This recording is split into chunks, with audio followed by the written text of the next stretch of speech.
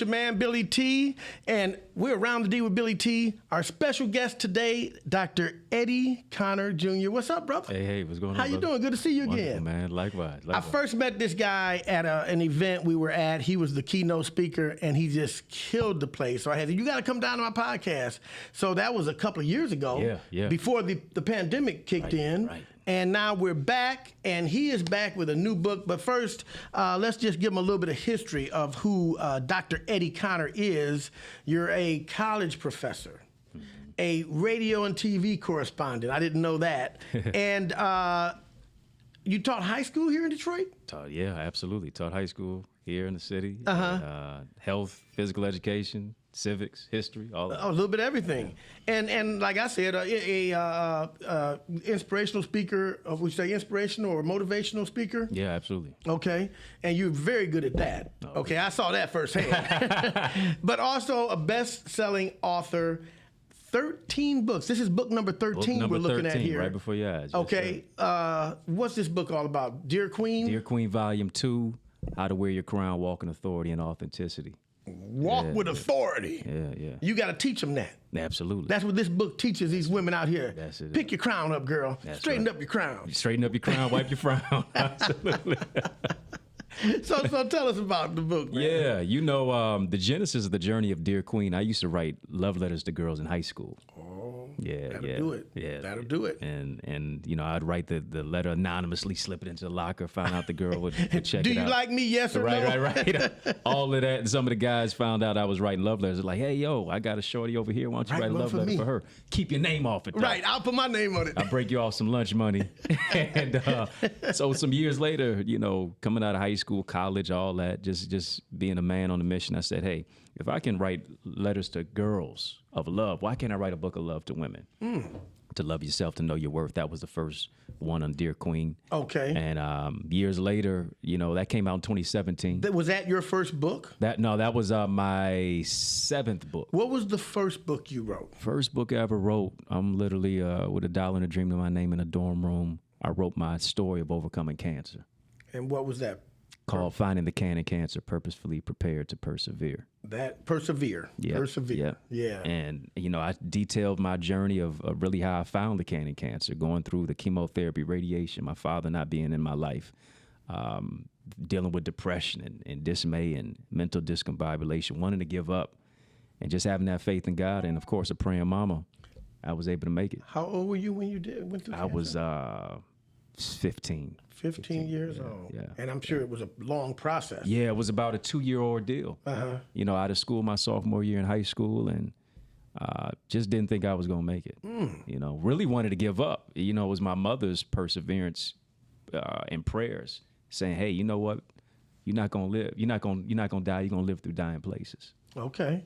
And you're still here today, doing your thing. 13 books later. 13 books later. 12 books later. Right. And I never wanted to be a writer at all. I never really? I never what wanted to write my story. What did you want to be when you were young? Oh, man, what did you think about? Hoop dreams, Oh, okay. hoop dreams and, being an architect or an astronaut, something like that. Yeah. But what got you into motivational speaking? How did that come about? That came with me sharing my story. The American Cancer Society.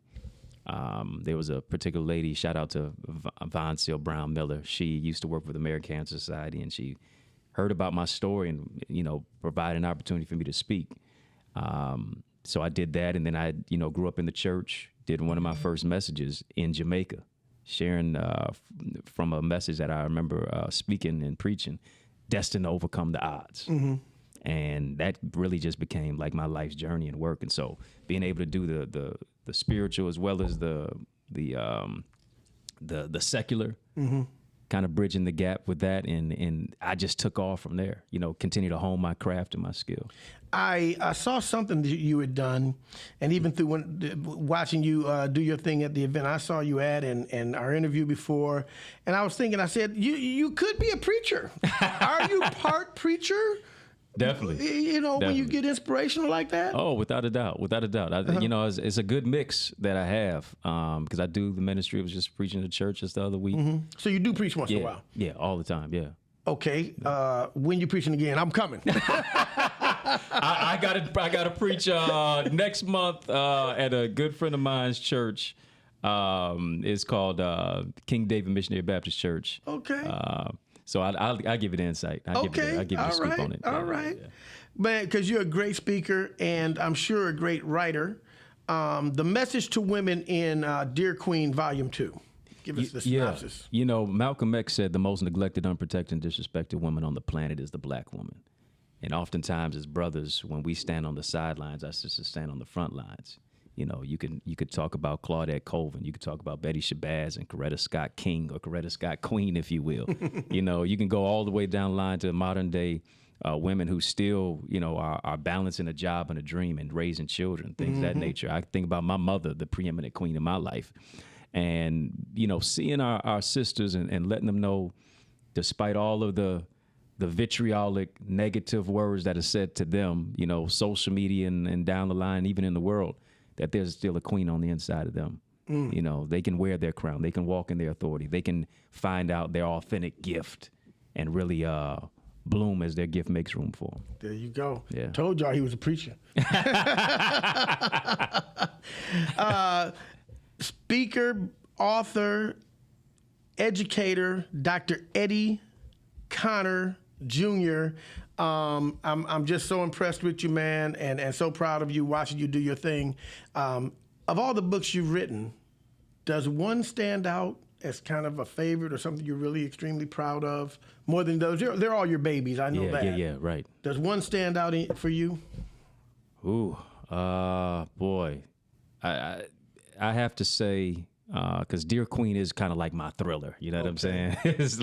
And then, but there's a book I wrote, probably the biggest book, the longest book I've ever written was My Brother's Keeper, a book to men, really about developing their identity and dealing with racism and much of the negativity with that is going to be more of a follow-up for my next book, is going to be dealing with masculinity. Okay. And really seeing how that's under attack in America. You know, we call it toxic masculinity. Okay, there you go. You know what I mean? I don't even like that term. Yeah, you know, I don't either. It's already a detriment just because you're born male and you got masculine traits. That it's a negative. Exactly. Is there an attack on black male masculinity at this point? You hear that a lot. How do you feel about that? Oh, I definitely do. I definitely believe there is an attack on that. You know, when you can think about even in the 60s, the highest rate of marriages was in the black community was during the 60s, but taking the man out of the home, you know, and then and really seeing the assault. You know, we're lifting our sisters, yes, it's so high to where we're saying, listen, our sisters can be both men and women.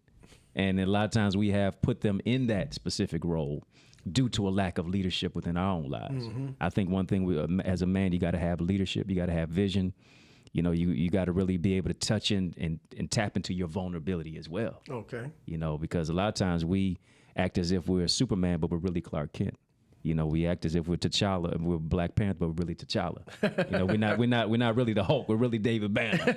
You know what I'm saying? So break it down, man. Between the caricature, there is our character that's got to be, you know, really honed and developed. Okay, all right.